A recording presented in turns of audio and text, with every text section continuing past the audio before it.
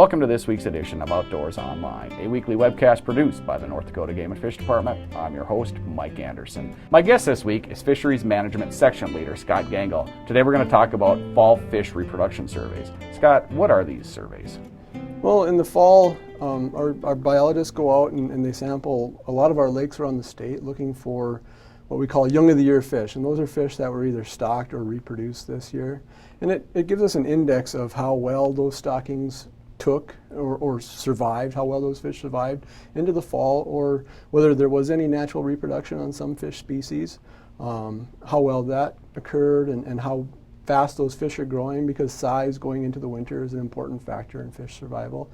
And so our biologists go out in the fall, usually around the end of August or early September. They'll start with these surveys and they'll go into the fall. How are these surveys conducted, Scott? Well, it's very similar to our adult surveys. They use nets. They'll use gill nets or trap nets, but they use a much smaller mesh size. So they're targeting really small fish. So these fish are, 6 inches long or less, and they're targeting them with smaller gears, looking for just those young of the year fish or forage species in some instances. And a lot of our natural lakes, we're looking at fathead minnows as well. So we use small gears looking for small fish just to kind of see what's out there for forage and natural reproduction and stocking.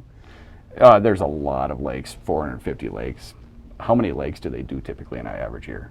They don't get to all of them every year. We kind of have to prioritize because there are so many lakes to get to. So they might ask a lot of questions about some of our more utilized lakes, some of our heavily fished lakes. They're going to get to those for sure, because this information really factors into what they're stocking next year, what their plans are for the future, and that sort of thing. Or they might have a new lake that they just stocked for the first time this year, so they want to go out and see how that did. They might have a lake where they suspect natural reproduction is occurring. They might target that lake. So they get to less than half of the lakes on an annual basis for these fall surveys. They're not as high of a priority as the summer surveys where we're looking at the adult fish population. So they get to fewer of them, but they do prioritize and get to the ones that we really want the information on. Are we surveying any rivers? We do. We do the Missouri River from Garrison Dam down to Lake Oahe. We do that annually, and we use a little bit different technique on that. We use electrofishing, which is just the electricity from a generator is put into the water and it just stuns the fish. And they're able to just net them, measure them, count them, and then release them alive, because it's just a temporary stun. And they do that because they're able to sample the flowing water. They can't set a net in the river because of all the current and the debris and stuff. So they use this electrofishing where they're just able to drift downstream with the current typically and sample the fish that way. What is all this data used for? A lot of it factors into stocking decisions for next year. We like to see how well our stocking success is from this year. It tells us, did we have a really good year class? Was there good survival? Things like that. So if we know that there's good survival this year, we might be able to take a year off next year. Or if we know that there's good survival on a new walleye fishery, we can kind of monitor how fast those fish are growing. In some cases, it gives us information on how fast those fish grow that first year of life, which is really important to get them through that first winter. So we can kind of see if we stock fish in a lake and they're really small going into the fall, but we don't see them surviving the following year, then we can look back and look at that, and that kind of gives us a clue as to what some of the factors are that are affecting these populations. But the other thing too is in the fall, knowing what kind of forage we have out there factors into what we run in the stock next year too. In a lot of cases, we look at some of our walleye lakes, and our stocking plans are kind of guided by what we have for forage. In a lot of the natural lakes around the state, the prairie sloughs, the potholes in the central and north central, south central, and eastern part of the state, we have fathead minnows as the primary forage. And so a lot of our walleye stockings in those places are guided by forage abundance. Perch stockings are also guided by fathead abundance, because where we introduce new perch fisheries, we tend to try to target lakes that don't have a lot of fathead minnows in there already, because they can outcompete the perch, and so on. So a lot of that information is used to guide our management in the future, and then, like I said, we can look back and see why certain stockings may have failed and that sort of thing. Okay, it's been a cool, wet summer. How does that help with fish reproduction? Well, certain fish are adapted to cool water temperatures. And so this summer was probably cooler and wetter than a lot of recent years that we've seen. And what we feel happened this summer was we had really good conditions for those fish that were stocked. Usually one of the things that our folks that are stocking fish run into as they're stocking, we stock pike around the end of May, early June, and then start walleye around the end of June into the first part of July. And what they usually run into is if we get a warm summer, the water temperatures warm up, you can see when those fish go into the water that they're really stressed. This year the water temperatures were nice and cool throughout the stocking season. Walleye and pike especially are cool water fish, so they thrive under cool conditions. And it never really warmed up terribly warm this summer. So those fish went into the lakes under optimal conditions. They had good growing conditions all summer, lots of new water this year. We were starting to dry out last year. This year we saw quite a bit of snow this winter, snow melt. Some of our lakes came back up. We saw some new flooding taking place. So we had lots of food out there. So cool water, lots of food was really good conditions for pike and walleye. Some of our other fish like bass, bluegills, crappies, those fish are more of a warm water species and they prefer warmer temperatures.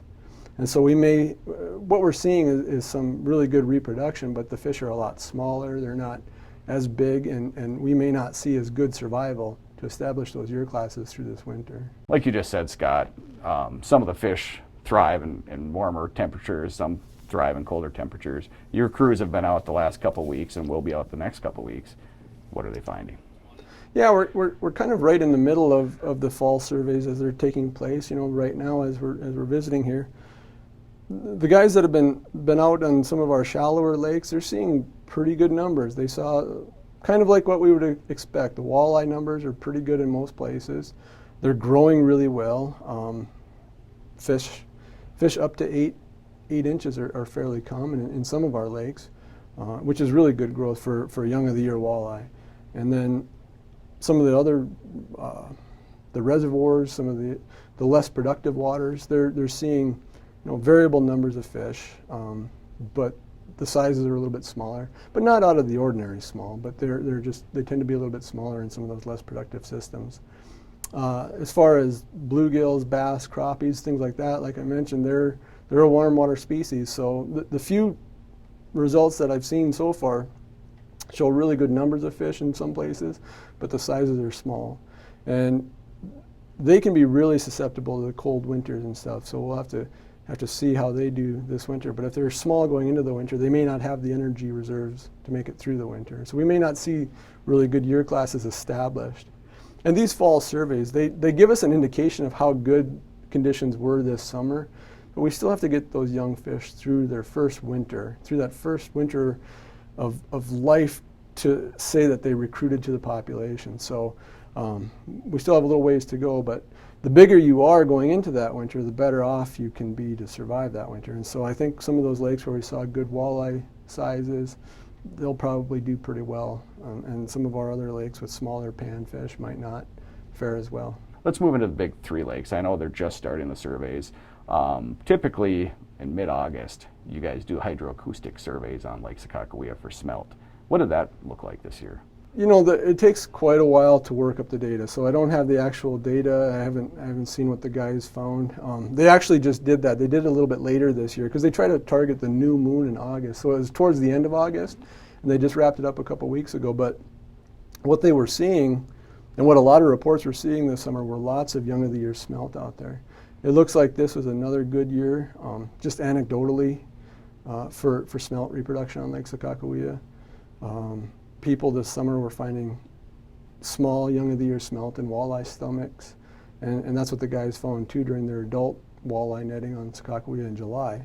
And so it looks like it was a good year for smelt reproduction on Sakakawea this year. Any other species on Lake Sakakawea that? Well, again, the surveys are not complete yet. They're going to finish them up this week. So I was talking to the guys last week, and it sounded like there was pretty decent numbers of walleye out there. We did stock it this year with something like 1.9 million fingerlings, so it looks like we had pretty good numbers of fish out there. And Sakakawea can actually pull off pretty good year classes on its own in most years. So our stocking efforts are focused on just kind of supplementing what's out there, and whatever we get is going to be a combination of natural reproduction and stocking. But it sounds like there was pretty decent numbers, and I think they saw good numbers of fish on the east end too, which is where a lot of the fish were stocked. So it looks like Sakakawea might have a fairly good number of walleye out there. I haven't seen information on the other species yet, but we had high water this summer, and I think conditions in Sakakawea were pretty good for a lot of fish. Okay, let's move on to Devil's Lake. Yep, the guys are just wrapping up Devil's Lake this week too. I talked to them on Friday, and it sounds like they were seeing pretty good numbers of walleye. It looks like their young of the year walleye catch is pretty much close to the long-term average. So that means that's probably going to be producing a fair to moderate year class if those fish survive to age 1. The downside to Devil's Lake, they're not seeing much for young of the year perch, and we could use a perch year class up there. There's not a lot of small fish in the system, and they didn't see a lot of young of the year fish. So we'll see what that brings for the future, but right now it looks like walleye are at least at average numbers, if not a little bit above. Okay, and let's move on to Lake Oahe. They didn't find much on Lake Oahe to be hopeful about. They had just kind of marginal results of a lot of things. The one good bad thing that they found is fairly good numbers of young of their walleye. And I say good bad because everybody likes walleye, right? But there's not a lot of forage in Lake Oahe yet. And the fact that they didn't see good reproduction of other species like perch, white bass, crappie, things like that, that doesn't add to the forage base. So we've got quite a few year classes of fish out there. I think anglers who fish Lake Oahe are probably familiar with the fact that there's a lot of smaller fish in the system. They have been there for a few years and they're not growing. We don't need another year class of walleye out there right now, but it looks like there might be one coming up. A lot of great information, Scott. Thank you. You're welcome. For more information on fish stocking, fall fish reproduction surveys, what species of fish are in a lake, and more, visit the Game and Fish website at gf.nd.gov. For Fisheries Management Section Leader Scott Gangl and the rest of the staff here at the Game and Fish Department, thanks for joining us for this week's Outdoors Online. We'll see you again next week.